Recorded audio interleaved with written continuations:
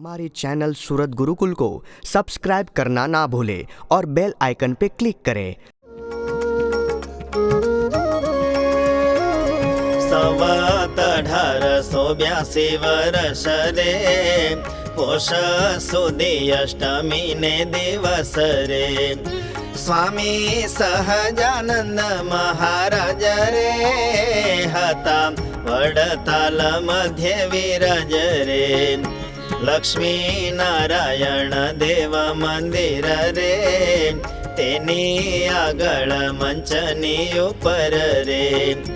गादे तकिया बिछाविया हता रे श्रीजी महाराज त्या विराजता रे सर्वे श्वेत वस्त्र ने धारा हता रे आगे संत ने भक्त बैठा हता रे पछी महाराजे मुनि मंडल रे प्रश्न पूछो ते समस्त आगळ रे राजसी तामसी ने सत्व गुण रे त्रण प्रकार नु मायिक सुख रे जेमा त्रणे अवस्था मा जणाय रे तेमा प्रभु संबंधी सुख जेय रे ते तो निर्गुण सुख कहेवाय रे त्रणे अवस्था मा केम जणाय रे पछी मुनि तेनो उत्तर के रे पण समाधान तो थयो नहीं रे पछी बोलिया श्रीजी भगवत रे पृथ्वी आदिक जेह चार भूत रे तेह विना एक आकाश होय रे जे जे तारा ते चंद्रमा होय रे तेह सौनो जेवो प्रकाश थाय रे तेवो चिदाकाश प्रकाश होय रे ने ते चिदाकाशनी मध्ये सदा रे परमेश्वर मूर्ति विराजता रे तेह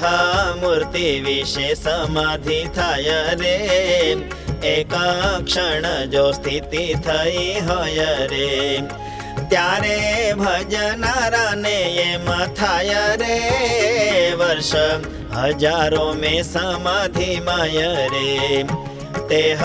मूर्ति नु सुख भोगवियो रे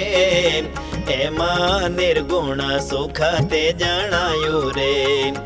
अने मायिक सुख जेहा होया रे ते तो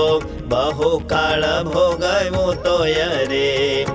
अंते क्षण जेवू जते जणाय रे माटे प्रभु संबंधी सुख जेय रे ते तो अखंड अविनाशी रे रे मायिक सुख तो नाशवंत छे रे ते तो अखंड अविनाशी रे रे मायिक सुख तो नाशवंत छे रे। इति श्री सहजानंद स्वामी प्रबोधिते अध्यात्मशास्त्रे श्री वचनामृत सद्ग्रंथे वडताल प्रकरणे भगवत निर्गुण सुखम कथम ज्ञातव्यम नाम नवमं वचनामृतम्।